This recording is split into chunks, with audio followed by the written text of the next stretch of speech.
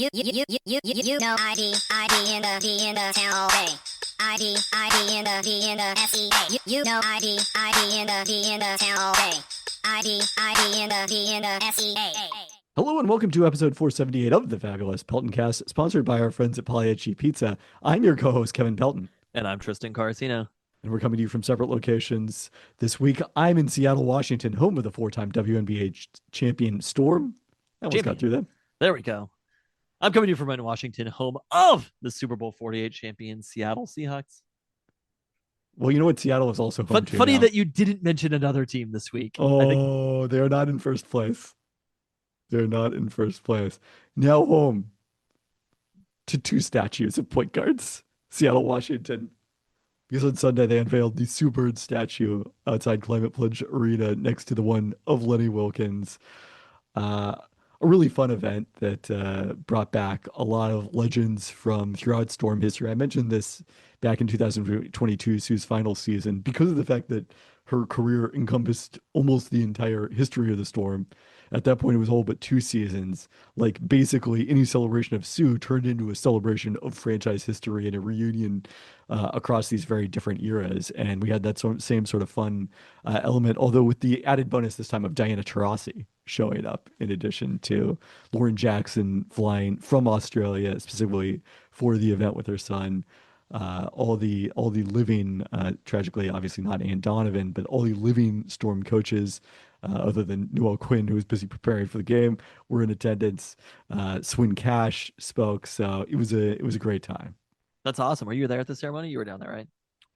Oh, so I guess you didn't read my story. I take it. No. Oh no, and I didn't end up. I still have to post some of the stuff on Instagram, although it's very dated now. The photos and videos. Is Diana Diana and Sue Bird? Are they sort of like? Are they great friends? Were they a little bit frenemies while they were playing, or? No, they were just friends. They were just friends, but there was always a little bit of a rivalry between them. Yeah, but it's like, when we play each other in fantasy football. I guess we are frenemies, aren't we?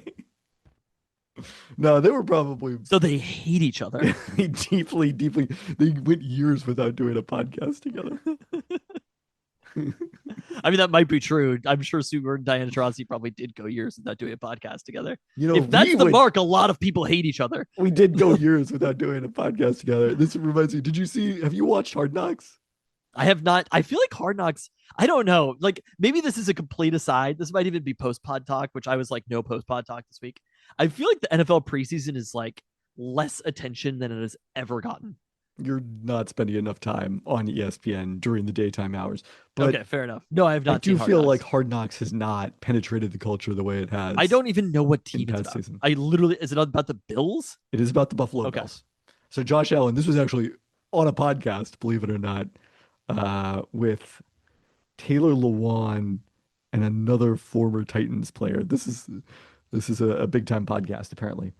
I've heard of this podcast existing. They asked him. I know that offensive linemen, when they retire, have podcasts. One of them is a linebacker. The other, Taylor Lewan, is no. It's always an offensive lineman and another player. There you go. That's how it goes. Which one of the offensive linemen is Pat McAfee? It's not a podcast. It's a TV show. They're different. Wait, they're the same? Sorry, they're different. we talked about it after the pod a few weeks ago. They're all TV shows now. Anyways, so they asked him if he had any drinking stories since he's from Wyoming or wherever he's from. Is he from Wyoming? I don't know. Went to Wyoming. Josh Allen? Yeah. Yeah. And he told them, you guys did. I actually didn't drink for 11 years. And then I turned 12. There we go. So that's the Peltoncast with podcasting. There we go. Oh, I feel like that was a little bit of like giving the people of Buffalo what they want. Oh, it's more than a little bit. I agree. I actually heard that quote. Now he's from Firebaugh, California. Okay. Grew up as a Fresno State fan. That's gonna be a big bummer for them, or maybe not, because he wasn't that good in college. Oh, how dare you! He put Wyoming on the map in college. I do remember Josh Allen in college. You remember that? We were watching that. I thought he was going to be a bust. I can't remember whether it was on the podcast or not, but we definitely talked about him. We might have hated each other during that time period. but we're still watching Wyoming games together. So anyway, Super and Diana Taurasi are very close friends, despite the fact that they You're the competed offensive on lineman the of this podcast, and I'm the Am wide I? receiver. Yeah. I guess in as much as I'm the more famous one. I think the offensive lineman has to be the more famous one too. I agree with that. Yes, In the it's Seahawks Andrew case, it can be Hawkins and Joe very. Thomas, right? I mean, it was. I think they haven't been together for years and years and years. But Well, in the Seahawks case, various defensive players get to have podcasts also. we're going to talk about that at some point here. By the way, Third Pelton brother Mike Sean Dugar having another book signing for his book next Monday night at Elliott Bay Bookstore at 7 Are you going to p.m. this? That is the plan. There we go. So hope we can see some people there. That'll be fun. Is he doing Q&A or is he like reading from the book? I was thinking that like a nonfiction book is kind of strange to read from. Well, we've been to many Chuck Klosterman book readings in the day, and he does traditionally Those read are a narrative section. though. It's not like an Yes. oral history where he's like, and then Doug Baldwin quote, like. Well, it's not an oral history exactly. I mean, it is a narrative book, but yes, it does frequently quote players, and Mike Sean doing their accents might be fun. But anyways, I was thinking of Aaron Schatz when he did book tours for the Football Prospectus back in the day. And it was just strictly a Q&A. You're not going to sit there and read a prospectus capsule, even though I think we maybe have made that joke on the podcast. Trying to think about that from the block of Eddie Lacy. Yards per carry, 4.2, 3.9, 3.7.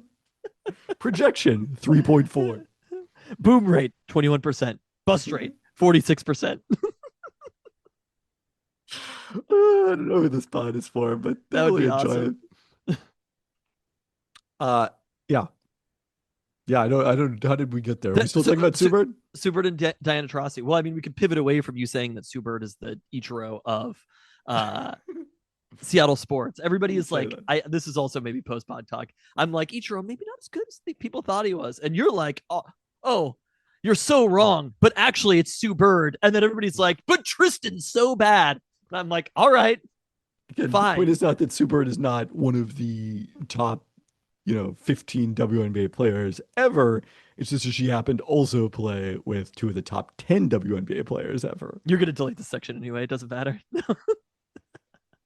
I'm not. So are we going to have statues for everybody in the city now? Because I feel like the amount of statues, when we were children, there were maybe 0 statues in the... When did the Don James statue go up? I mean, I'm sure he had to have been retired before they put up the Don James statue. Also, when did the Jim Owens statue go up? Because Don James was relatively recently, like within the last 15 years, I think. Really? It appears that the Jim Owens statue was unveiled in 2003, so that does not qualify as our childhood. I think this might have been 2018 that the Don James statue went up. And the problem is you lost. 2017. Right? The hippies lost. Get used to it. Your anti-statue sentiment. It is all statues everywhere in the city of Seattle right now. The amount of statues that we have and are going to have is just like, once you open up the door, give an inch, give a mile when it comes to statues. Someone make a graphic tracking the number of statues, and then you got to account for the Ichiro statue in 2000. Honestly, the fact that the Seahawks have no statues, right? Because they don't have any statues. They do not. I mean, a lot of stadia do not have statues. I'm telling you right now, they see the NFL teams can't do celebrations in the way that basketball teams can. They don't need to sell tickets. But NFL teams are just, I always think about this, the game day experience. It is so much, we've talked about this before. It is impossible to do game day experience for that many people.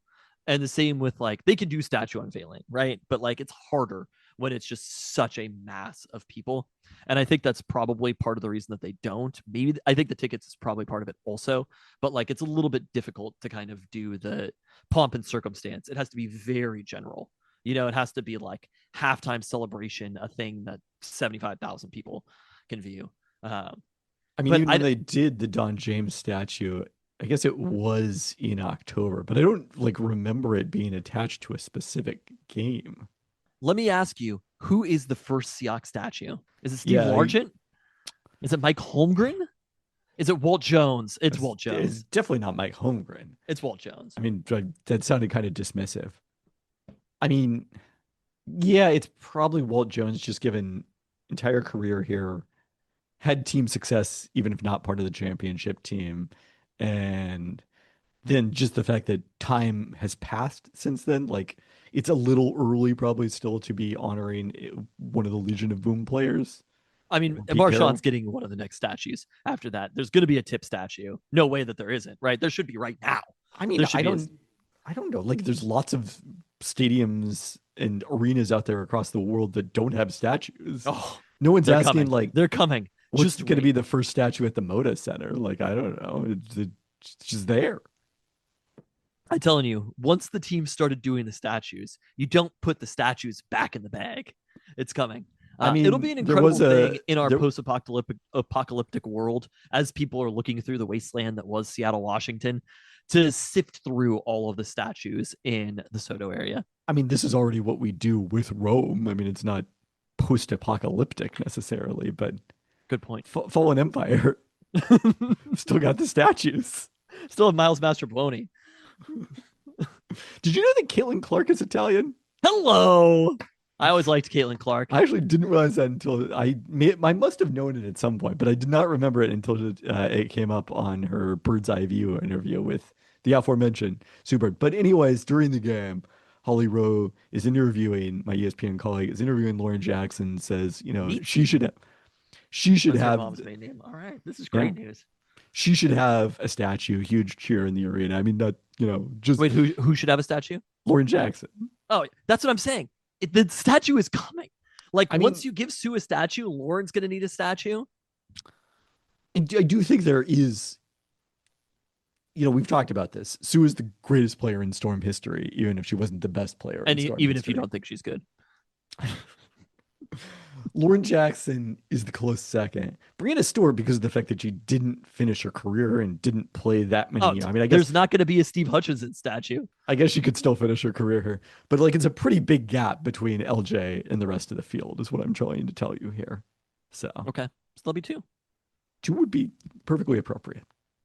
Although Sue is not passing, so she can't be passing to LJ, sadly.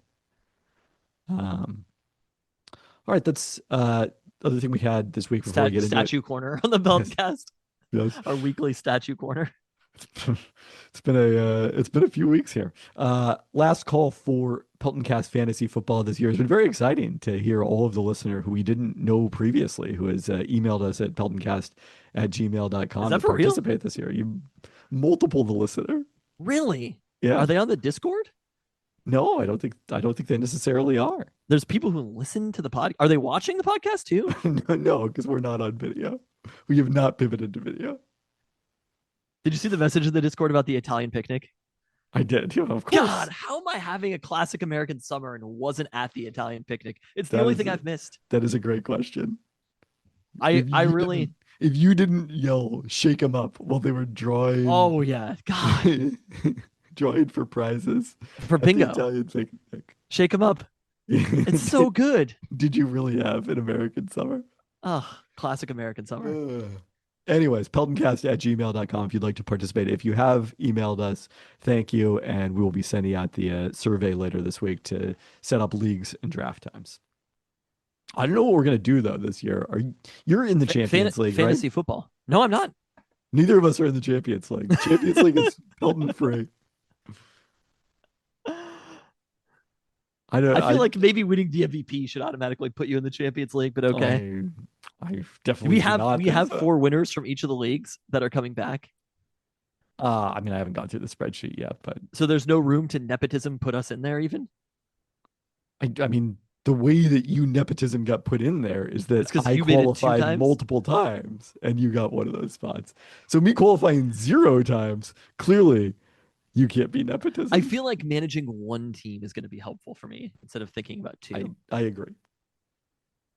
Because they're even just emotionally, like I would watch the games and like T Higgins would score a touchdown and I'd be like, woo, and I'd be like, oh, you know what I mean? Like Oh, it's the worst. I don't understand people who can have so many competing things. I mean, I do. It makes red zone more fun. and it makes football more fun to just be cheering for a lot of stuff at once. But like the just constantly being like, I have this player on one team, I'm playing against this player on another team is a little bit like you want to be able to focus in. And that's when I've been the best, is when I managed one team. So this is the year I returned to the Champions League. It was a different level of play back then too, I gotta say. Oh, you're saying before we were in the Peltoncast leagues? Correct. Yeah. Well, it is now time to focus in on your favorite segment. Don't burn yourself. We got Mariners hot takes coming at ya. So, like, it was my anniversary last week. Ironically, it was on the first day of all the swoon the Mariners are in. But anyway, Mrs. MVP loves to eat at chain restaurants. So we settled on Applebee's. They have a 2 for $25 meal. We made it a whole thing. There was a salad bowl clue, Applebee's anniversary. I think you guessed it a few times, I'm sure. I believe I submitted it. No, I submitted it. Oh, okay. See, that's how big of a deal it was that you think you submitted a thing that I submitted. I was jump scared by the famous cousin Katie at Safeway. She snuck up on me and said, "Hey, nerds," on the day of her anniversary, a few days before my Applebee's anniversary. And the idea sounded so good that even she went to Applebee's for the 2 for $25. Amazing. So anyway, this Applebee's meal was built up. I looked forward to it. We even moved it up a day earlier because I was like, sure, yeah, that Applebee's today sounds great. So later, while I was in the bathroom stall of the Applebee's, for I swear to God, literally 20 minutes, thinking back on the life choices I made, the onion rings I chose to eat, the chicken parmesan fettuccine thing I got as part of the 2 for $25 and could only stomach one bite of. The look of it was so abhorrent and chicken so rubbery that it reminded me of another mistake I made, getting a chicken sandwich from Carl's Jr. back in like 2006, which I still remember to this day. There is a texture that chicken should not be, and both Applebee's and Carl's Jr. managed to conjure. But anyway, while I was sitting there in the stall, I started thinking to myself, how did I get into this position that I was excited to eat onion rings and chicken parmesan fettuccine from Applebee's? And that's when I realized that a group of people collectively can convince themselves of a really fucking bad idea. Which, of course, is where we get to the Seattle Mariners. The Applebee's chicken parmesan fettuccine of franchises. And somehow, we as fans convinced ourselves that this team, with its plus 24 run differential, manager who has no idea how to handle a bullpen or maximize win percentage, the man loves to bunt, wildly overrated pitching rotation, an offense that was relying on stolen bases from Josh Naylor, had a chance to win a World Series.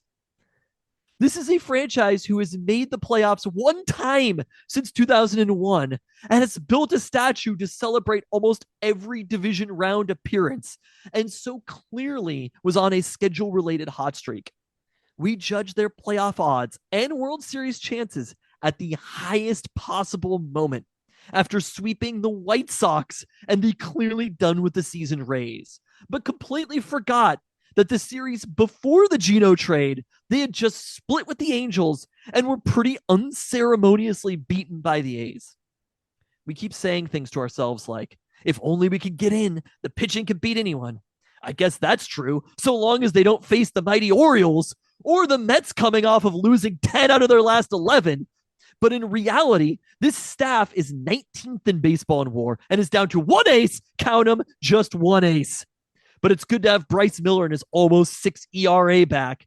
Seeing Gilbert get rocked by the Phillies the way he did, serving up meatball after meatball, was a nice reminder to me that those balls he had previously been serving were from Applebee's and going out to White Sox hitters before this. So it collectively was a bad fucking idea. to judge the Mariners World Series odds in the middle of a hot streak when it so clearly was about to fall apart, because this last week of Mariners baseball has been a long trip to the Applebee's bathroom. Oh boy. I said I couldn't wait for your hot takes, and they did not disappoint Thank you. in any sense. The Mariners, according to Fangraphs, still have 9% odds to win the World Series this year. Can I tell you? Okay, hot take aside, the Yes. hot take was beautiful. I'm so happy about it. But hot take aside, do you want to know, after researching everything for this hot take, I called researching. I type in Fangraphs, and I'm like, I've done research. But I pulled it up. Mine is outstanding research. after researching for this hot take, do you want to know what I was left with? What's that? Somehow more hope. Seeing that their playoff odds basically didn't go down at all. World Series odds haven't gone down at all, because now, this is when I get to the non-hot take part of it. Now, maybe it's separate hot take. The alternative. This is all takes Tristan. Now, the Mariners aren't on the win streak. They're on the losing streak, and this is where we should judge them. And if this is where they sit after getting beaten badly by the Phillies for a couple of games in a row, I assume that's updated. But after getting beaten badly by the Phillies for a couple of games in a row, after losing the series to the Mets, if they're still in this place, I mean, we knew that the playoff odds were a little bit juiced by just how bad the schedule is, and that's still a reality. But like, the way that baseball works is just getting in is the point. Also, though, there are people out there, namely you, who are talking about how bad the pitching staff is. And there's some numbers that don't look great. But I was looking at XFIP by starters. I was just looking for bad stats about the Mariners starters, and it was kind of hard to find them. Really bad stats. Like, the pitching staff isn't elite, but like their XFIP by starters is still 9th in baseball. And that's coming off a pretty bad season. So I think if you were to look at basically, like, if you could judge true value of a pitching staff, it probably still is, even with the Mariners, with the home field advantage for the staff, probably like top 5 talent rotation in baseball. I mean, XFIP is not park adjusted for the strikeout effect at T-Mobile Park, so but even that might like, flatter. But yeah, to your the point, starting WAR is 12th. You know, like, an overall rotation is not bad either. Like, the pitching staff has seemed a little bit worse maybe than they've actually played. yes. I mean, look, you got upset at me once upon a time for saying that nothing is ever as good or as bad as it seems. I will say, I think we can agree on no team is as good as they seem during a winning streak, and no team is as bad as they seem during a losing streak. Can we agree on that? Yeah.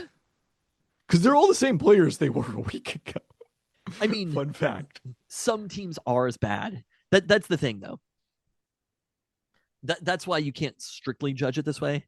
I think that the way to judge it is because time has to pass. The wins have to stack up. The Tigers at the end of last season, they weren't on a specific win streak. Maybe there was one in there, but like, the Tigers were as good as they were at the end of last year. Based on this season, yes. And they carried it through, and then they had another good season. And there are teams that are bad. So there are teams that are on losing streaks that are bad. But no one says that when the Tigers are on that streak at the end of the season, they're, slightly better than their overall record. They see that they're like gonna win 70% of games or whatever it is, like something preposterous that you could never win in baseball. The thing That's to how judge, people you work. You always got to come back to Fangraphs. Fangraphs knows. Fangraphs knows all these things. Fangraphs knows that there's going to be this losing streak, and that's why none of this stuff has changed that much in our hearts, in our brains. Things change so rapidly in a win or a losing streak, and we get so excited about it. Fangraphs doesn't care about that. I mean, like, the numbers matter, but they're looking at the rest of the season. The computers know, and that's where it's. The other thing I've been thinking about is, like, people get so caught up in, we talk a lot in this pod about pay more attention to the where you are than the direction you're going. And like, people get so caught up in the momentum aspect of it. And it's like, but that was wrong before. Like, when the Astros were way up and the Mariners were way down, you knew that it was wrong. I think so. Why would you not think that it might be wrong? When the Mariners are way up and the Astros are way down, or it was wrong then, and now I mean, it will continue to be wrong because it's not the most recent set of 7 games is never that predictive. Oh, but also the Astros have not been that good in this stretch. that's the other thing is that's the thing that the Mariners have benefited from. Is a lot of teams around the wild card have not played very well, and so even though they're on a bit of a swoon, what are they up in the wild card right now? Still 2.5 games up. I mean, that the Royals are the team where I'm like, we're worried about a lot of people, but it feels a little Tigersy to me. I was not getting there to being worried about the Royals. I gotta bet The Royals are the team to be worried about. 8-2 in their last 10, have won 5 in a row, up to a nil differential. Houston, It's not necessarily the Mariners who only need to be worried about them, though. The Yankees and the Right, Red Sox right. also need to. And I Yes. think that's why it's good that there isn't like a runaway wild card team. There's still 3 spots. If the Mariners, there are 4 chances for the Mariners to make the playoffs. my God, the Astros run differential since August 12th. No, it is terrible. What is it since August 12th? I believe it's minus 39. I mean, They lost 14-1, won 4-1, lost 7-0, won 5-4 in extras, then 12-0, 10-0, and then 1-0 in extras today. They have been outscored 23-0 in their last 3 games. and I think the difference is, let me see, those games haven't been against. I mean, obviously the Orioles. Well, the Tigers are really good too. Now they've played some really good teams in a row. I take Yeah. that back. Um, it was just the losing 2 out of 3 and getting shut out 2 times by the Orioles in between there, which it's Mariners. Yeah. Maybe the Orioles are good. That was the Mariners shaking hands with the Astros and losing 2 out of 3 to the Orioles, getting kind of embarrassed by them. But that's what I kept saying to you all summer was I don't understand why the Astros are good, why their record is this good, and they have fallen completely back to earth. So, but having those 4 chances, so the Mariners are in a better position than almost any of the other teams that are in the wild card mix right now because the Astros have been playing so badly. And that run differential, just seeing that the Mariners are second in run differential in the AL West, but that team that they're behind is not the Astros, is a very good sign for them. So The Texas Rangers, who are 7.5 out with their plus 46 differential or whatever, I plus think 69. all things considered, the Mariners are fine. I mean, Plus, the advantage the Rangers the are Mariners plus 46. have, they are plus 46. The advantage the Mariners have, to your point about both the wild card and the AL West, is they have multiple outs. Yeah. So that is a good place to be. And I think they have tiebreakers against a lot of these teams as well. True.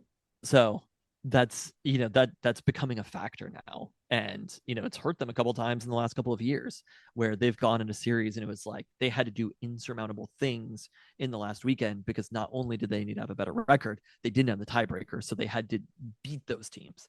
They couldn't be in a position to tie, and that stuff matters. So I think the Mariners are fine. And even like the loss yesterday, I didn't see any of the loss today. I mean, they're tied in the 8th. The Phillies are fucking good. They're good and they're at home. It was an unfortunate, rapid, it's so exciting because it seemed when they went down 4-1 insurmountable. So Bryce Miller returned today, his first start in months, went 5 innings, gave up 4 runs on as many hits, a couple of home runs against the hard-hitting Phillies, which you described as all lumberjack types. Was that it the other day? I don't think I said that, but they're very classic Phillies right now. They look like they could be a 90s Phillies roster. I think I said it was a bunch of bearded white guys, so maybe they're extrapolating to lumberjack types. I'm pretty sure you did say lumberjack types then.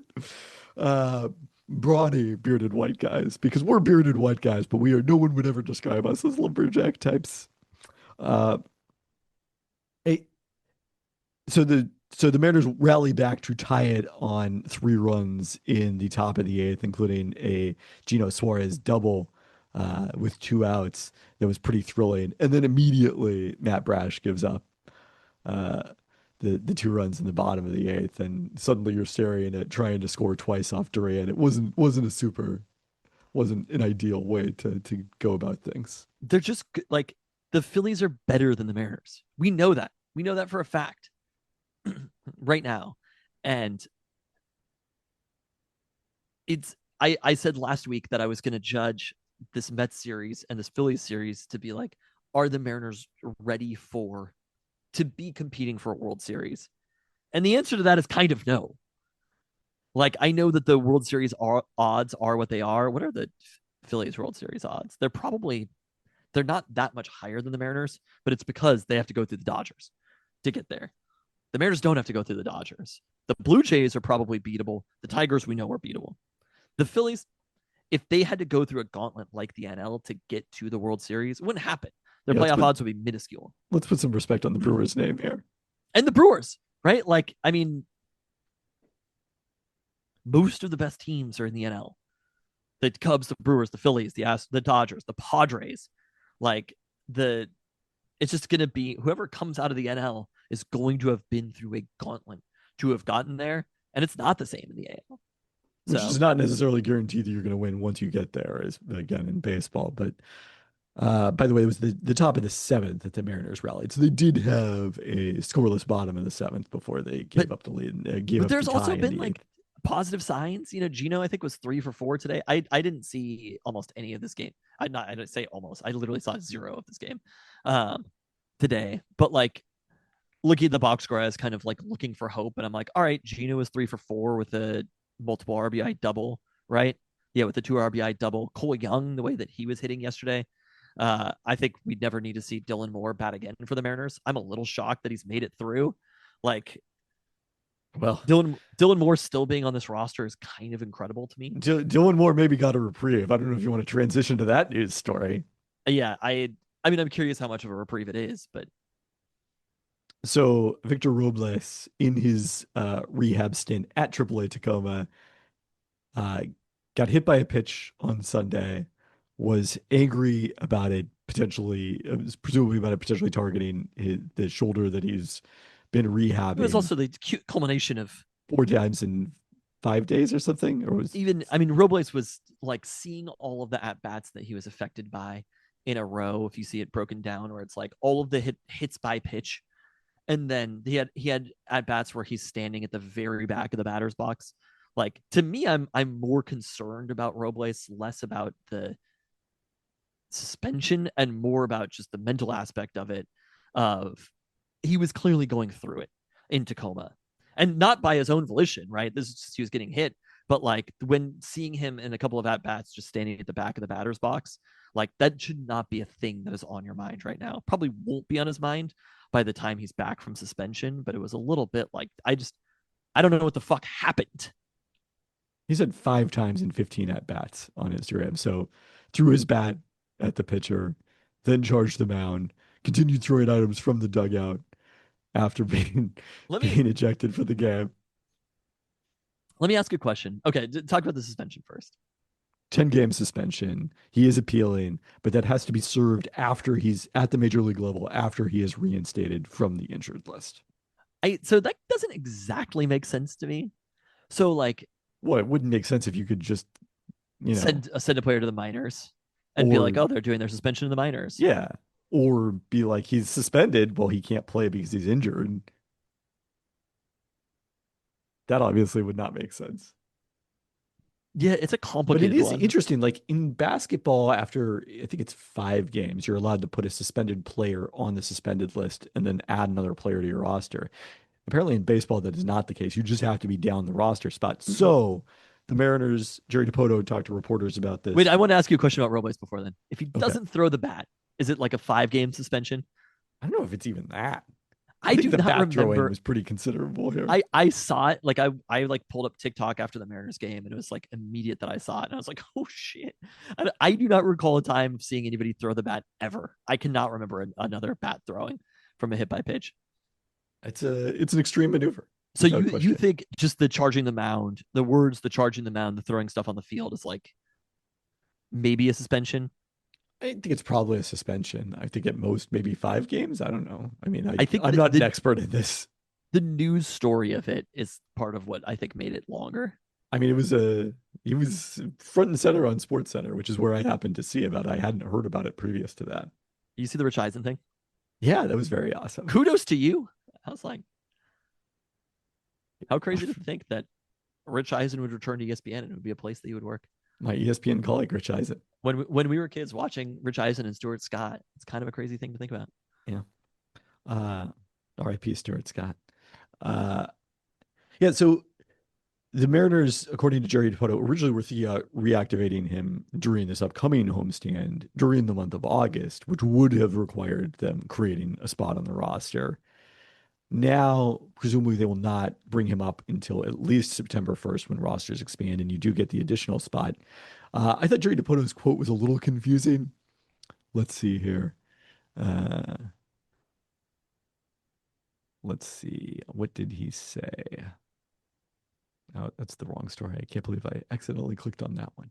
How Robles' suspension affects Mariners roster plans.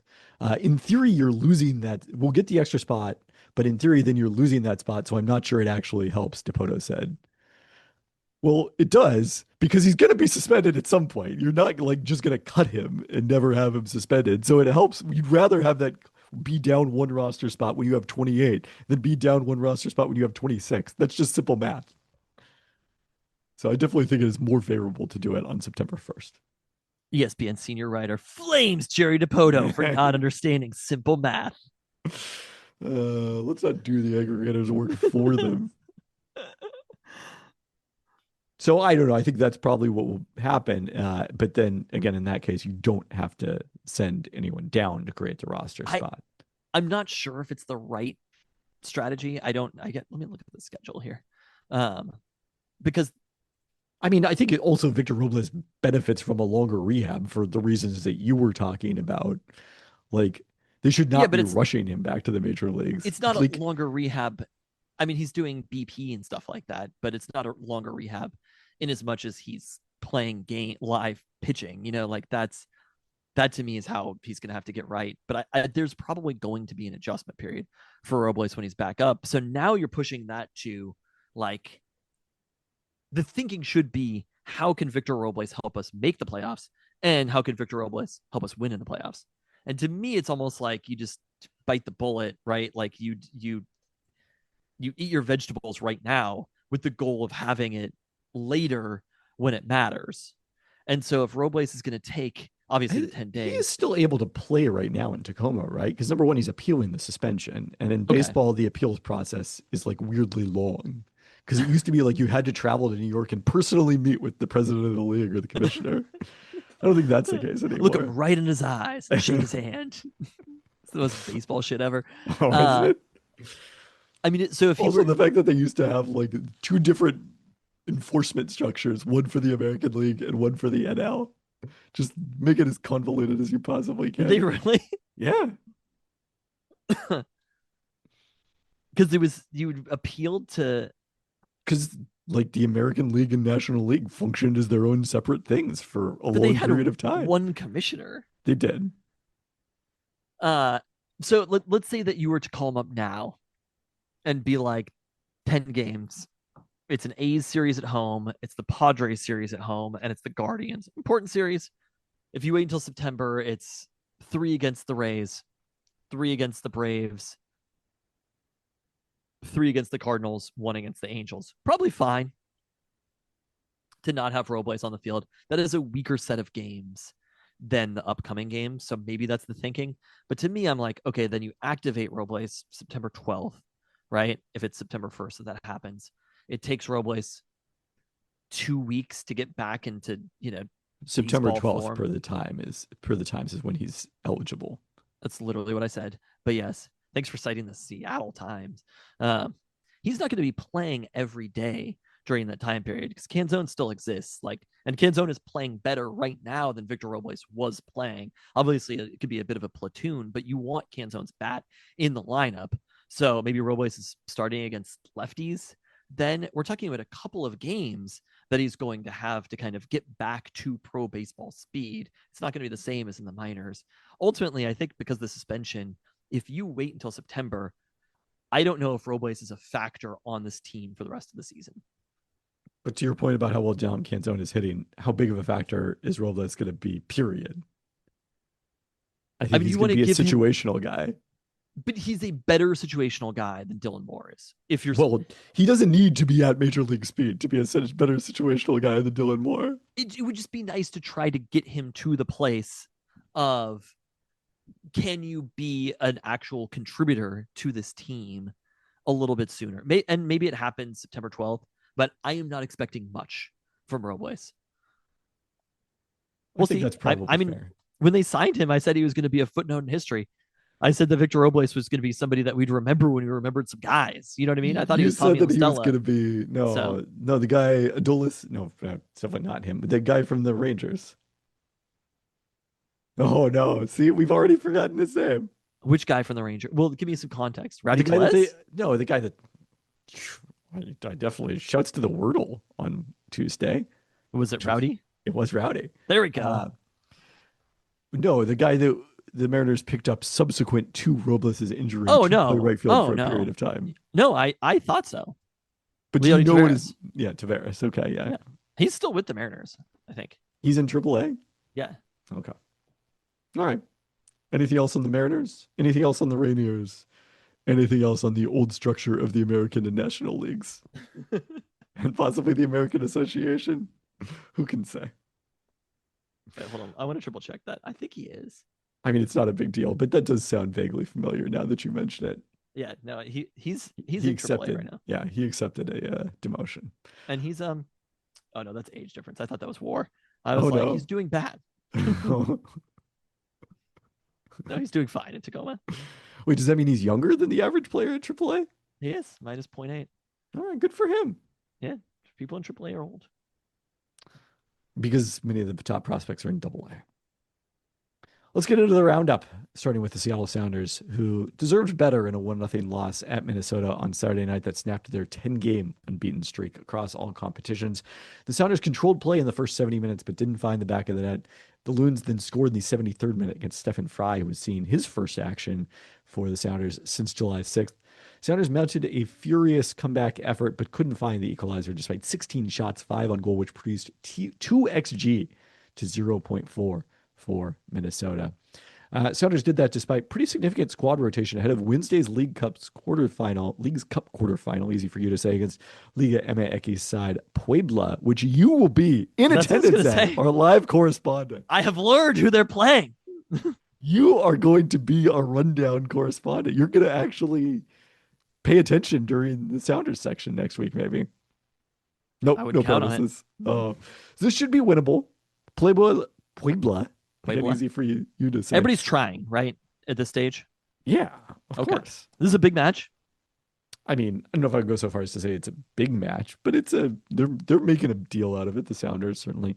Puebla was second to last in the Liga MX Clausura standings and is currently there through the first 5 games of the Apertura. But they beat NYCFC 3-0 and CF Montreal, which is no longer Montreal Impact, news to me, 2-1. Wow.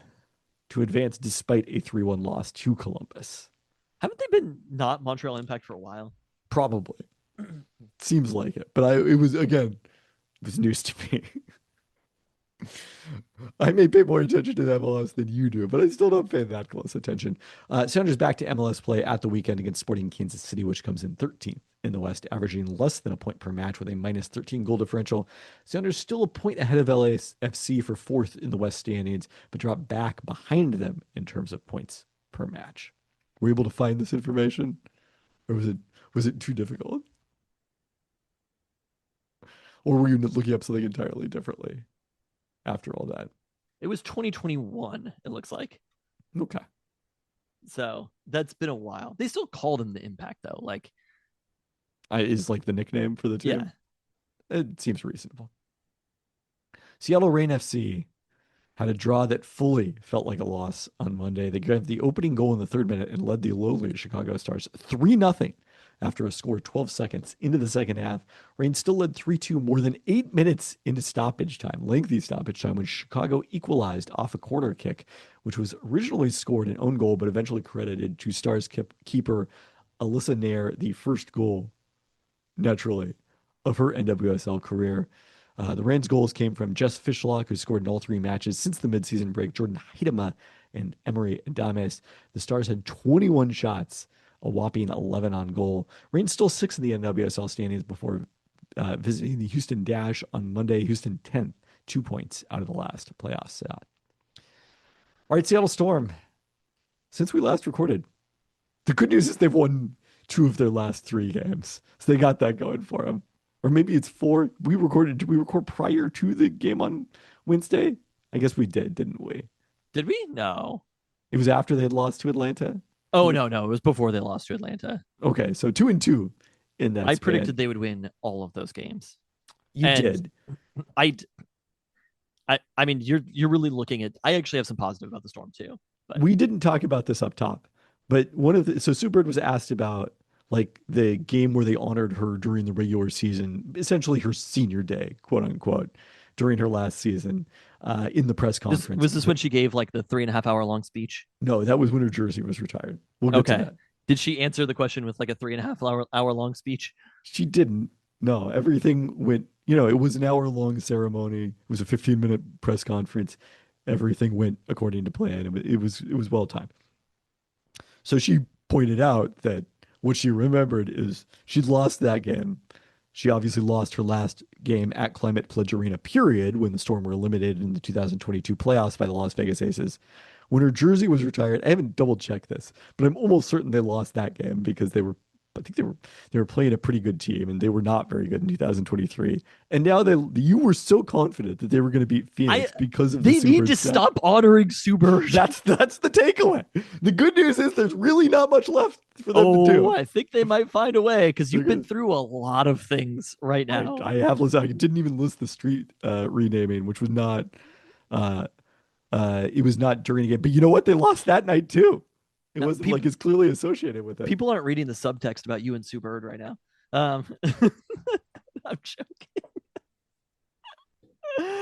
It's so, but this is not your best joke. it's because it makes you personally upset.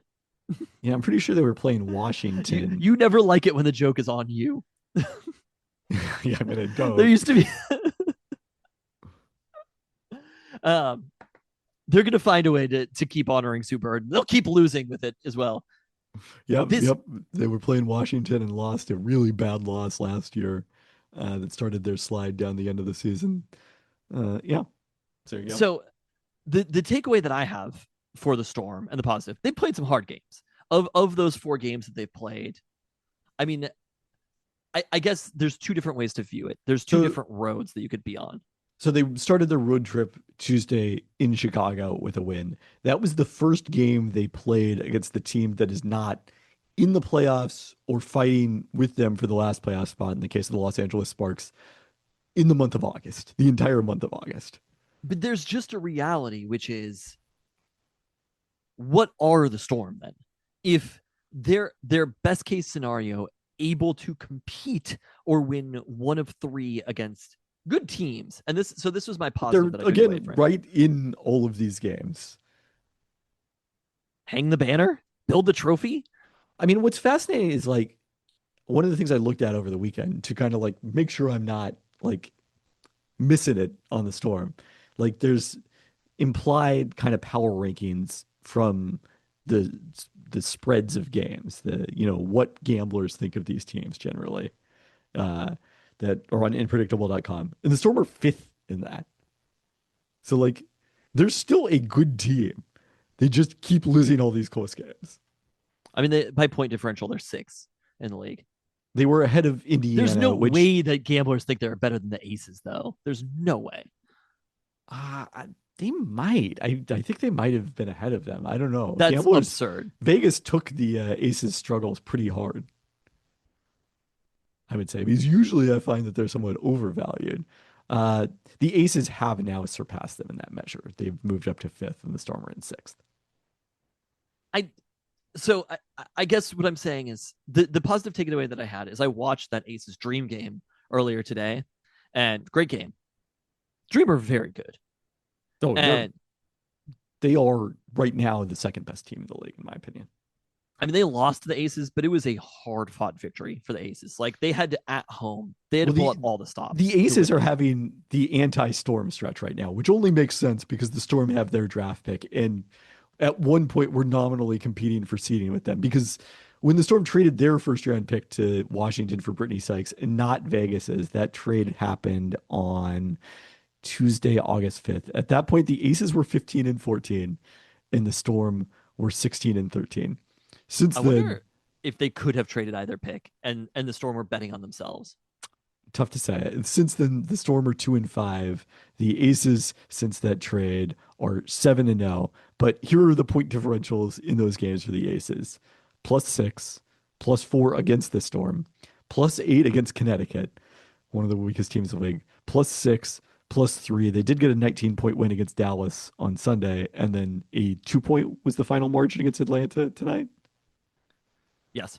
And I think Atlanta could have won the game. There was a pass that wasn't made. They easily could have won the game. But even in the I last didn't see the second, finish, but if they'd kicked out for a 3, there was a wide open 3 available for Atlanta. The last shot wasn't great. But so the Aces are better, but they also have been getting extraordinarily lucky during this winning streak. they are a better team though. Like I think they that are. you're not accepting No, I here think they are a about the better Storm team. is you're like there's 2 timelines. There's not 2 timelines. There's one timeline because the timeline that they're on isn't a timeline. Unless the goal is just to be fringe playoff team. I think the goal, again, as we talked about, was to win a playoff series. I'm Which I not still don't think sure- is inconceivable as long as they finish 7. They have to finish 7. Who would they which is- play in the first round then? Do teams get buys? How does this work? Teams, I mean, it's no longer buys. It's 1-8, 2-7. Yeah, but They're not going to win a playoff series. well, Atlanta is one of the teams they would play that they just And played Atlanta's very close. really. Are you kidding me? They split a home and they split not a home and home, a home and home. It was technically a home, But and no, home. they split 2 games that were basically home games for the Storm They did. in Seattle. And the Dream are. We just talked about how the Dream are good. I think the Dream would be favored in the series, but it's not inconceivable. I've got a message for you about beating them. Dream on, buddy. Like it is just. You've done better.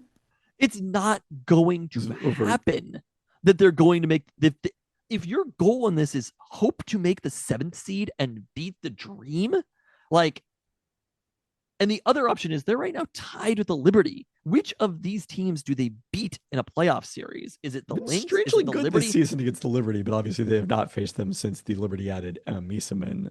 Is it the Dream? Is it the Mercury? Is it the Aces? I mean, the Mercury, again, a team they've split with this season, have generally been very competitive with. You're like me when it comes to Husky football with the Storm, and that's My point is that which none is of to these, say totally right. my point is that none of these teams except Minnesota have really separated themselves. I think Atlanta They're is all very separating themselves. The Storm, they're separating themselves because the Storm are 3-7 in their last 10 and are 500.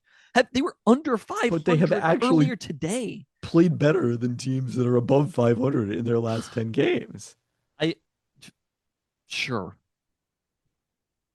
I think you were looking at this a little too rosy about the Storm having 2 timelines right now. They have one timeline and it's Malunga. I mean, I And they agree should that, be like, doing- if in terms of chances of doing anything meaningful in the playoffs, yes, obviously that's the case. But they have structured that is the not whole their team goal. around and the whole franchise around making people happy and figuring out a way to have elder superstars.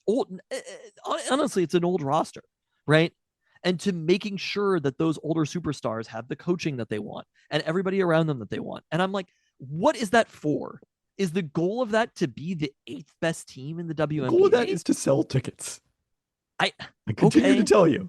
But the way that you sell tickets is building Malunga to being one of the top 5 players in the league, which is what she can be, right? I don't know that whatever you're proposing makes her more likely to improve more quickly, but yes, when Dominique Malunga is at her peak, a team built around her will be good enough to sell tickets on its own. Yes. Without question. So there's one timeline for the Storm right now. But if that was the one case, they wouldn't have traded for Brittany Sykes, which they just did. That's the team might think that there are 2 timelines. But it doesn't there's matter one what we think. All that matters is what the team thinks, because we're not running the team. Okay, then why do we even do this? Why do we ever just be like, could we criticize the Seahawks for doing anything? Should we just be like, well, the team loves John Schneider, so John Schneider's But the you're GM. talking about this Every in- move he's made is right. You're talking about this in terms of what will happen when you You're talk talking about about this in terms of internally what they think, and to the outside world what they think. Every team thinks that they're going to be competitive. But All not of them. every team thinks they're going to acts as if they're going to be competitive, because the Washington Mystics were not No. that far behind the Storm and the Trojans, traded Brittany Sykes to them in a transparent effort to make sure they did not make the playoffs this They year are and to add another probably first-round pick. approaching things smarter than the Storm are. Isn't this your but they're also in a different reality where the Washington Mystics have the smallest arena in the league and are owned by a billionaire. The Seattle Storm are not owned by billionaires. who owns the Mystics? Ted Leonsis, the same owner as the Wizards and the Capitals. I feel like at some point, maybe they got to figure it out. I mean, the Capitals, they win Oh no, championships. I right? think the championship. No? They When? didn't win one. Oh, they've just been very good then. I mean, I don't know how far back, but not like this year. No, I aware that they did not win the championship this year, despite having one of the best records in the regular The season. Capitals are spelled TALS, like like money, not like the capital. They are. That is a factual thing. I had no idea. But there's also a difference between They won a Stanley Capital Cup in City. 2017-18. Okay.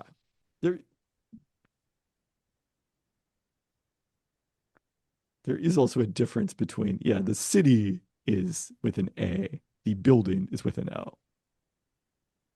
So What? now that we've gotten to that capital versus capital discussion, What do you mean the city is with an A? when you refer to Washington, D.C. as our nation's capital, But you call the Capitol building with an A? now the Capitol building is the O. Capital Our nation's city capital is with an A? is with an A. So that's why Wow. the capitals are spelled with an A. Really makes you think in this capitalistic society, huh? Well, you know what the name of the arena is, right? Capital One Arena. Yeah. Yeah. So there you go. Well, anyway, would you that's like to been- go into some more details about the shoes Detail that about Sue the Washington Bird's Capitals. statue is wearing? I'm still failing to understand what the plan is. And if the plan is just try to be as good as possible, I'm not sure if they're even approaching that correctly. I agree that they expected to be better this season. I mean, It's been a successful season because they drafted a potential future superstar. yes. But like they also turned around and traded away. Like if let's say, did you do trade grades for the Brittany Sykes trade? I did. Would you like to regrade them? Yeah. Yeah, I would. What's your new grade? I bet it's not a B plus.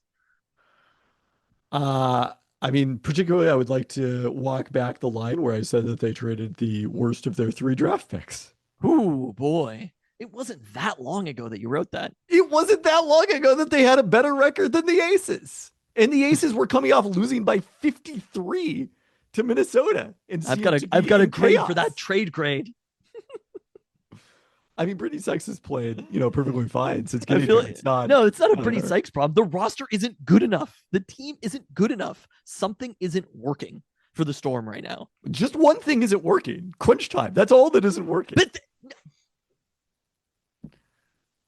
And it's a random thing. It there should isn't that even out. much But time for it to I turn agree around. that there isn't that much time for a turnaround. But you can't make decisions based on knowing what your luck is going to be in the future. Like if you knew what your luck was going to be in the future, you'd make a lot better decisions. They probably shouldn't have approached the season. But even with Brittany Sykes, I'm sure we talked about this before. I might have criticized it. I don't know. I mean, at the time, it seemed perfectly plausible that they could have finished in the 4th seed and had home court advantage in the first round. Like, were they going to win the championship? Very likely not. okay. So they're what are they? 16 and 16, 18 and 18 right now. 18 and 18. 8 games to go. They probably beat the Wings. They probably beat the Mystics. They do get the next 2 against below 500 teams. And then Indiana, although Indiana has been a very good team over the course of the season, still TBD what they're going to be at that point because they have just been hit so hard by injuries at the guard spot. Obviously, Caitlin Clark hasn't played since before the All-Star break. Stephanie White said before their game the other day that the hope is to get her back by the end of the regular season. Seems exceedingly unlikely that she will play next week. And then they lost both Ari McDonald and why am I blanking now on who else had an injury in that game? Ari McDonald had been filling in for Caitlin Clark at point guard, and they lost her in their game at Phoenix a couple weeks ago. And they also in that game lost Sydney Colson, who had been a key part of the teams. They both suffered season-ending injuries. McDonald broken foot, Sydney Colson ACL. Then on Sunday, Sophie Cunningham suffered an MCL injury that is going to end her season. She'd been playing quite well, including against the Storm. So they are really down to it at guard right now. They did come back and beat Connecticut behind 38 points from Kelsey Mitchell on Sunday, a game that, frankly, if the Fever had lost, suddenly they only would have been a game ahead of the Storm in the standings, and that would have been a team you were looking at potentially catching too, especially because their next two are both against Minnesota. You have to win games to catch teams, but yes, they probably have a five, obviously between 4-4 and 6-2 for the last 8, something around there. Yes, and if it's a 6-2, it's not like it's a great record at the end of the year. They're not in an amazing position, but it's fine. They're probably still going to lose a first round matchup, but it's not a complete loss. Yes. At the end of the season, if they finish the season 500, I think that's a pretty bad season ultimately for what they were expecting and for the age of this team. Yes. And for giving up your first round pick. And giving up your first round pick. But the other piece of it is, and we must have talked about this at the time, the team that's competing with the Sparks to make the playoffs is those same Washington Mystics who traded Britton Sykes. No, the Mystics are the team that's competing with the Sparks to make the playoffs is the Storm right now. I thought they're in the 8th all spot. of them make it. No, LA is out of the playoffs at this point. Okay. Okay, so that is a must win. Like they are very happy about where the Sparks are at. Because if the Sparks, they're in the lottery if the Sparks don't make the playoffs, right? Golden State could also. Or you're saying LA is in the lottery? The Storm's pick is in the lottery? Yes. Okay. And very high in the lottery because of the 2-year record. So the Sparks, they need to get into the playoffs. I mean, Golden State could also fall into out of the playoffs. It's certainly plausible that both the Storm and the Sparks could make it. But the Sparks have lost 2 of their last 3 at home to New York. Not terribly surprising, but then they only beat Dallas by 1 on the road on Friday, and then lost at the aforementioned Mystics on Sunday. There could be a way that they finish with Golden State. Yes. If the Storm have clinched the playoffs, do they throw that game for their playoff odds? I mean, they would have to also probably be locked into their seed and not have a chance to move up from 8 to 7. But it's an if they've clinched a playoff situation spot, that they probably are in that spot. So it is. And I mean, that is not actually the Golden State's last game of the season. Okay. The Storm are off the last night of the regular season. I think they're the only team in the league that doesn't play that night. I was going to say they don't do it. It's because it's not a number. They can't have everybody play. But so what is this? Is that Labor Day, September 1st? So the Labor Day matchup with the Sparks is maybe the biggest one on the calendar right now. Yes.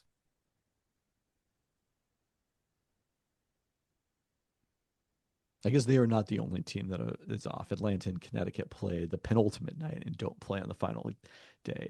It's only 8 teams, in fact, are playing on the final day. Well, at this point, they need to just start stacking up wins. They've got it. They have to take care of business. Yeah, is where it's at. They have to beat the Wings. If they lose any of these games, all of a sudden it just makes they have to start beating good teams at that point. And recently, they have not shown that they can do that. And obviously, like picking up those since we last chatted, they were on a 6-game losing streak. They're not there anymore. They did only beat the Sky by 6 points. In the same way that you're talking about. Yeah, it was a game for 3 quarters. It looked like a pretty good performance by the Storm. They really had a lot of turnovers in the 4th quarter, and then Kia Nurse started making a ton of threes. It was actually kind of similar to what they have done to some other teams, Minnesota notably, in some of these games where they were behind and then ended up being close losses. So I don't think it was a bad performance, but it definitely wasn't a good performance. We should also talk about the game in Vancouver for a second because I was there at that one as well. The first WNBA regular season game outside the U.S. ahead of the Toronto Tempo joining the league next year is the expansion 13th team. And so I figured it was going to be a pro Storm crowd, but I figured that most people were going to be there just kind of for a good game. And instead, once the Storm started making a bit of a run, Atlanta was up 5 at one point in the fourth quarter. And then Skylar Diggins, I think, got a 3-shot shooting foul and made all 3 of them to cut it back to 2. Starting at that point, the crowd was like deafeningly loud pro Storm down the stretch, even though it was technically an Atlanta home game. I mean, it was an Atlanta home game in the farthest city. Like, Yes, we knew that it wasn't going to be anything like a home game. For them, it's but not the did continental U.S. in North America, maybe not the farthest city from Atlanta, but like It was the loudest I have heard a crowd cheer for the Storm since probably at least the 2022 semifinals. including the at Climate Pledge Arena. That's what I'm telling you. Yes. So, but I mean, obviously, there's a greater novelty to it for these fans in Vancouver than there is for How many do you Storm fans. like? Were people mostly wearing Storm gear, or There was a wide selection. There was a lot of Vancouver Grizzlies gear, as we've seen it. The preseason games I've attended in Vancouver over the years, a little Tempo gear, uh, but definitely Storm was the single most popular gear there. is it a smaller arena? Where was it at? Rogers Center? It was at Rogers Arena. They had 15,000 in there. It wasn't quite a sellout, but a good crowd. So it was a lot of fun. All right, UW news. On the men's basketball side, my ESPN colleague Pete Thamel reported Tuesday that Kansas is expected to hire UW assistant Tony Bland, who was part of Danny Sprinkle's first staff after completing a 3-year show cause period stemming from the fallout of the FBI's investigation, which seems like a different lifetime in college sports ago. So in opening, in terms of assistant coaches, worth noting that Quincy Pondexter, he is an assistant coach, was not originally rehired in a bench role after playing that role in his first stint at UW. So I would not be surprised if he shifted into that. And then they promoted Jerry Hobby, who was an assistant coach last year, back to an assistant coach role. I'd be surprised at this stage of the summer if they went out and hired someone entirely new to be a bench assistant coach. But I suppose that is a possibility. I mean, like the bench assistants in college and professional sports or whatever, like the broadcast booth and Naked Gun, the amount of people who are there is. But it's not, because there's only 3 that are allowed to sit in front of the bench. So there is a distinction to that. Huge distinction. Those people are 2 feet away and they're behind. They have to yell their notes forward. They do. I don't know if you're allowed to participate in huddles the same way. I guess in college basketball you probably are, but in the NBA, I guess you can come from behind the bench, but usually there's only a handful of people who are actually in the huddles. You just want as many perspectives as possible. Just a lot of information, conflicting things sometimes. Let me ask you though, so the way that players get to colleges in the past, assistants played a huge role in recruiting. Do assistants play that same role in recruiting now that players are getting paid? Or is it money does more of the talking than the relationships do? I think we're still figuring that out. To have like someone who's like a recruiting specialist on your staff is probably not as important as it used to be. But I mean, it's relationships now. UW doesn't have a GM officially, but like there are GM positions. But the there's GM Andrew isn't Luck. necessarily the one who's talking to the players. I would say. You don't think they're negotiating the contracts, the GMs? Maybe, but they're not handling the day-to-day communication. I think that is probably still on the coaching staffs. Okay. And the day-to-day communication is, here is how much money it is. Is that more than the other team? Like, but I guess I'm asking, how much does losing an assistant coach affect? Because recruiting's been good. I don't know. Okay. How would I know? Okay, fair enough. How would I know from the outside how much credit Tony Bland deserves for the Huskies recruiting this offseason versus Danny Sprinkle versus, who they have managing the cap, that sort of thing. I don't know. Okay. I don't think they know. I'm going to say I doubt it's a huge deal. I mean, they hired him for a reason. It's disappointing to lose him, but after 1 year, but also probably a great opportunity for Tony Bland, who I think we can agree was pretty unfairly hit with sanctions for things that are now completely above board legal. UW football held their mock game on Saturday, now into the regular season portion of practice ahead of their game week next week. This time next week, we will on this podcast be previewing Colorado State. So, not a whole lot to say until then. Denzel Boston, though, back at practice. That was an exciting development. Hello. Good to see. All right, let's wrap up with the Seahawks. Where did Tony Bland play? I don't know that. San Diego State. Seahawks hosted the Chiefs in their second preseason game Friday, a 33-16 win. And you, again, were our preseason correspondent. The two things you love most, preseason football and the Sounders. Maybe I just like saying yes to things. You brought Mateo, right? Yes. How I did said I like saying yes to things. and he did wear a Seahawks jersey, correct? He did. He had to pretend to be a Seahawks fan. How did you Seahawks feel hoodie. about it? Hated every second of it. Oh wow. Uh, That's why you take him, for the memories of how much he hated it. I'm like, look, there's Patrick Mahomes on the sideline. There's Travis Kelce on the sideline. Trent McDuffie doesn't appear to be playing. The problem started when I think the rain was fine. I was a little bit nervous about the rain. It was a huge rainstorm on Friday night late, but It was a much bigger rainstorm in Vancouver, let me tell you. was it? I know the North got hit really hard. And they are the actual North, not Toronto, but they actually are. We can concede that one. I mean, Alaska's still the actual North, and territories north of British Columbia, but relative to us. So we get in there and there's like a person like giving away there's like a stage where a person's playing. Are you familiar? They do this stuff. There's like a Sure. stage where people play, and then there is like Is it the same stage where Hotties once was? it's a little different, but like it's set up slightly differently, but yeah, basically. And so like they finished playing, and then a dude was giving away hats, and so he's doing trivia questions for hats, and I'm like, Mateo, we just got to go over there and try, because there was like 4 people watching, you know what I mean? And so they asked these trivia questions. It was like they were multiple choice, crushed all of them, right? Which they were easy questions. It was like, who caught the touchdown in the NFC Championship game to win? It was the second NFC Championship game. Doesn't matter which NFC Championship game, unless you're talking about 2005. Same answer. Yes. And I'm like, Jermaine Kearse, all-time leading rusher. It's like stuff like that. What was the Seahawks original conference? Stuff like that. So people were just like, it's kind of chaos. Not a lot of good calling on people. Not a lot of good order in this situation, if you could believe it. A lot of drunk people around. Last question is, what is the name of the Seahawks live mascot? And I thought they meant like, because they have the like kids mascot, Skyhawk or something. So I thought they were talking about Blitz as like the live mascot, like there's a person. And they literally meant the actual Seahawk. And so I told Mateo, I was like, oh, it's Blitz or whatever. And what is the name of the? I think it's Tyla. That sounds right. Yeah, when you say that. Hold on. Maybe it's Tyla. Tyma the Hawk. Tyma. Okay. Which honestly was not information that I knew. The name of the actual Seahawk.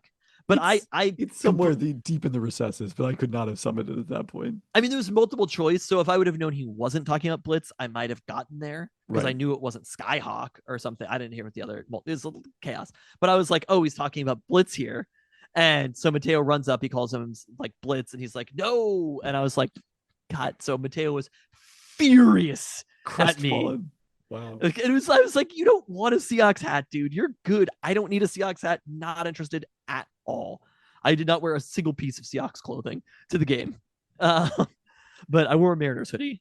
And as I was walking in, the dude asked me what the Mariners score was. And in a game that I think they subsequently lost. Because that's what they did. Oh, no, they won that game. Would Thursday have been the final game in Baltimore? No, it was Friday night.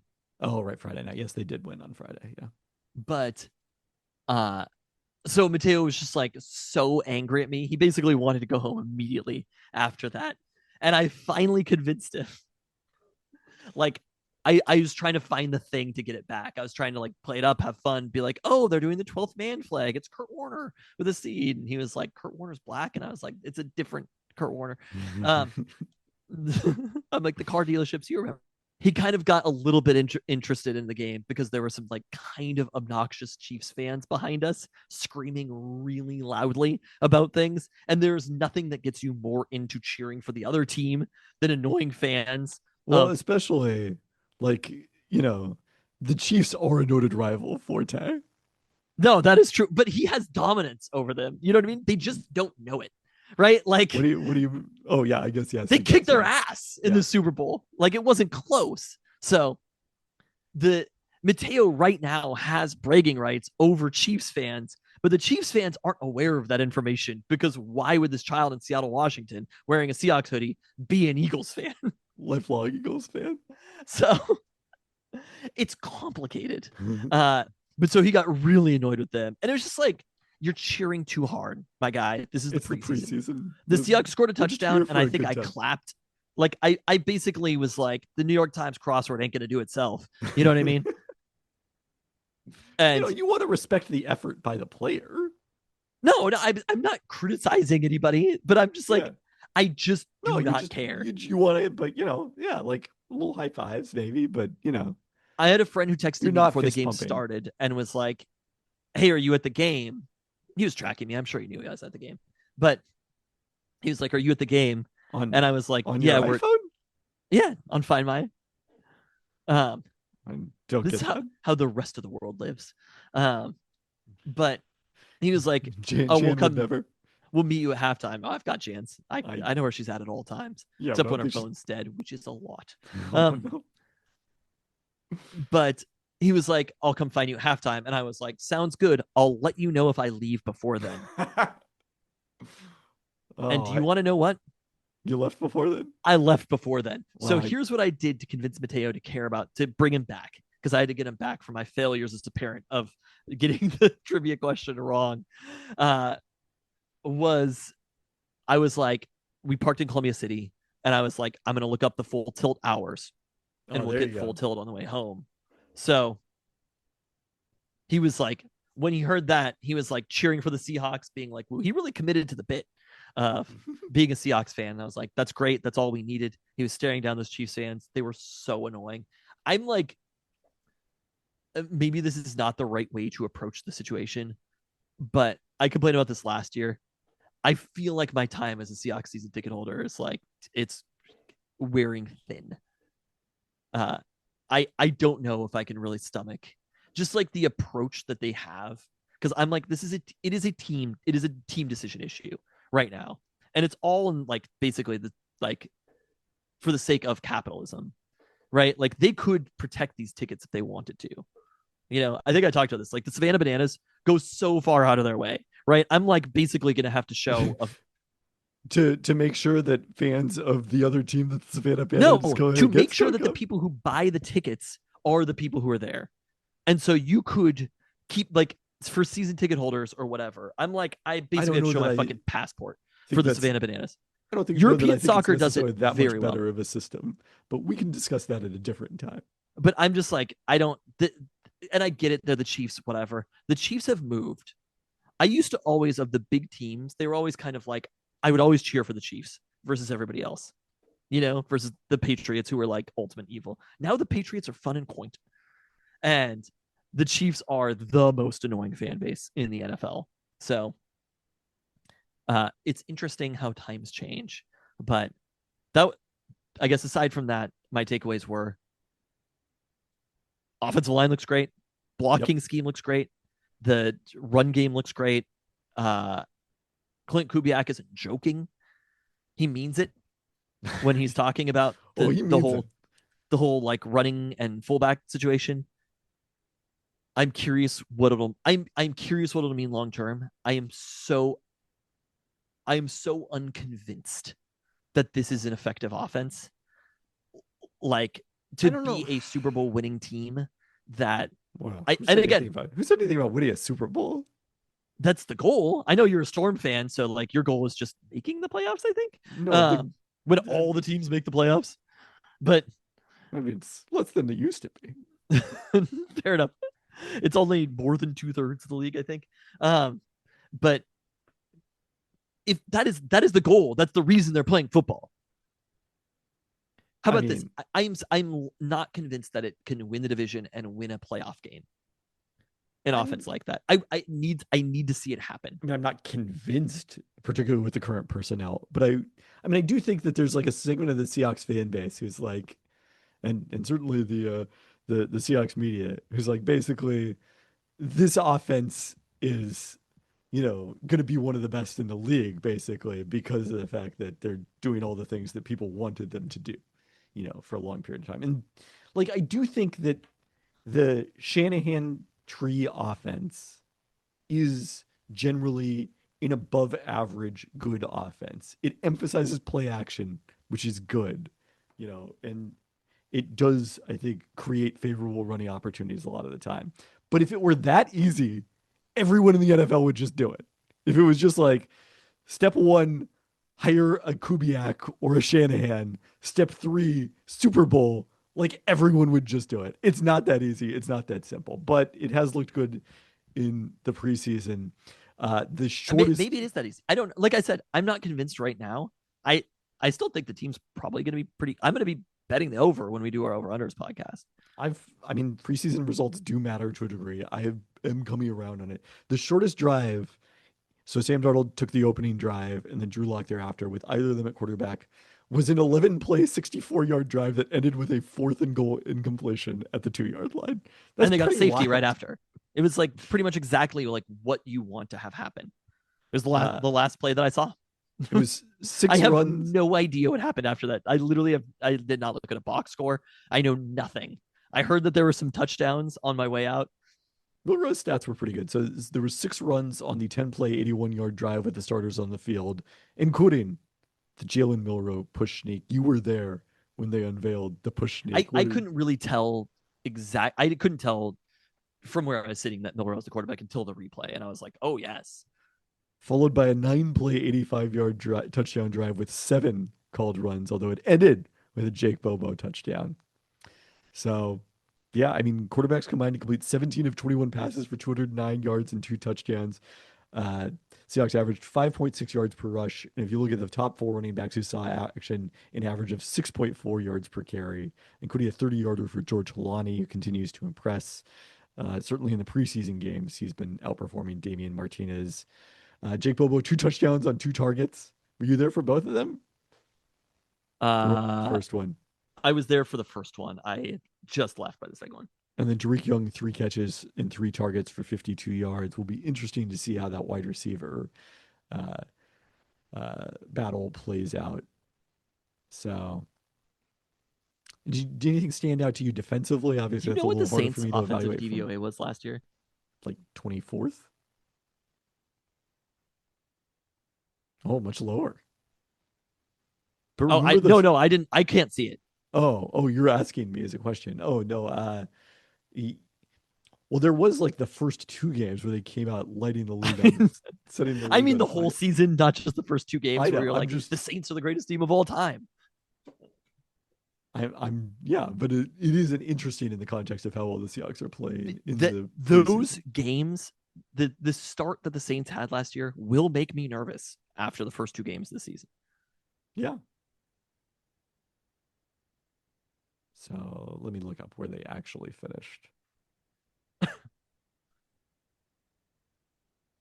Okay, this is end of regular season prior to playoffs.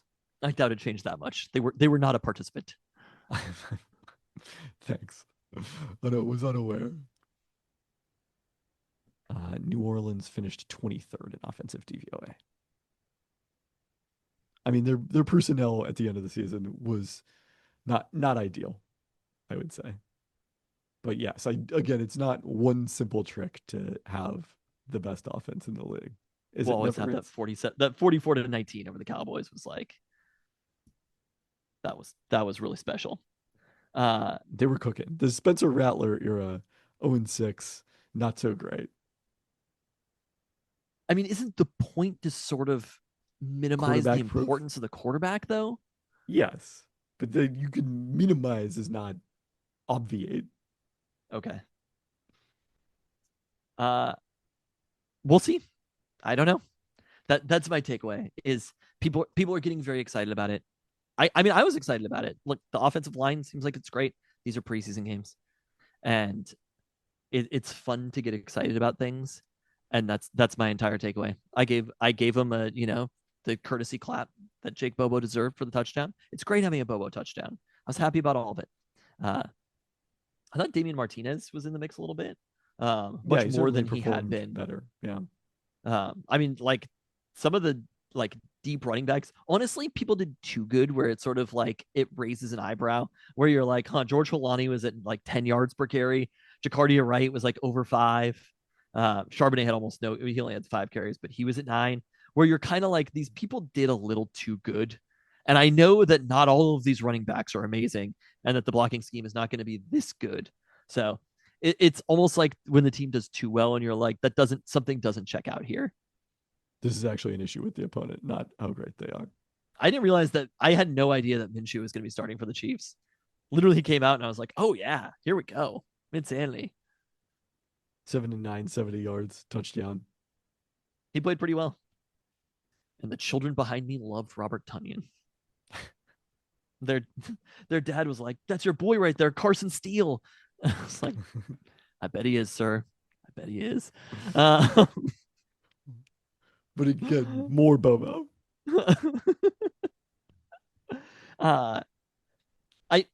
Here's the other takeaway that I had. Football is great. Just being in the stadium again and experiencing football again was kind of like, oh yeah, I actually am excited for this to start. Made you want to give up your tickets. So no, it's the other fans that made me want to give up the tickets. I know. It's not the sport of football. Also, when you're at home, you get to watch even more football. That is a fair point. Seahawks heading to Green Bay will have joint practices Thursday. Oh God, there's and more Friday of these ahead of the preseason finale on Saturday afternoon against the Packers. So stay tuned as we head or towards. don't stay tuned. That one especially. Maybe we.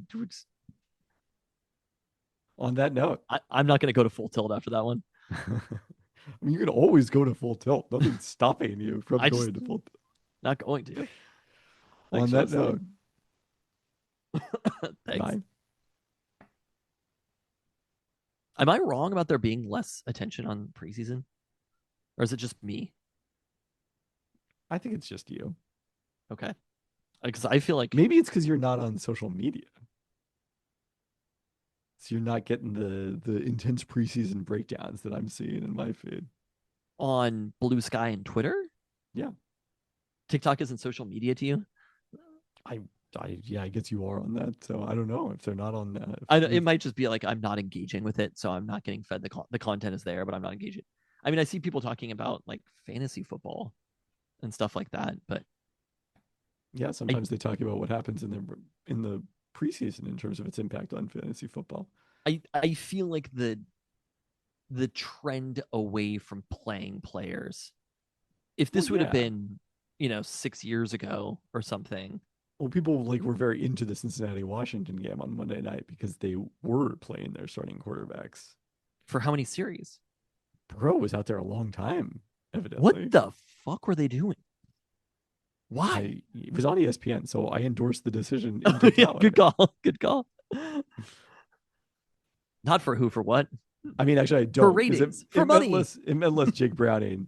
Burrow was 9 of 14 for 62 yards. My God. Browning threw 25 passes.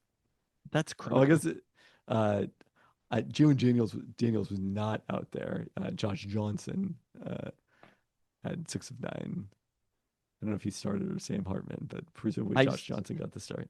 Burrow, of all quarterbacks, should not take a snap during the preseason. Josh Johnson was signing with NFL teams long before you were born. And he will be signing with NFL teams long after you're gone. I could be wrong. I don't know. But I do think that the impact of, and once we get the extra sure, game. I agree with that. Yeah. I feel like it's barely happening. It might be too much in baseball world. But I mean, there's the Shadur stuff, but beyond that, it's kind of been pretty minimal to me. Really, I don't know. NFL season is going to start in week 1 for me. Paying attention. Well, you better show up for the fantasy draft. Only fantasy draft singular. Singular. Well, we also are gonna have to do our over-unders pod with Ben. Like, I was thinking of that. We are gonna have to do that. Yeah. I haven't taken a gander at it. I assume Simmons is gonna do. I kind of like to listen to that first and see if I agree or disagree with him. Um,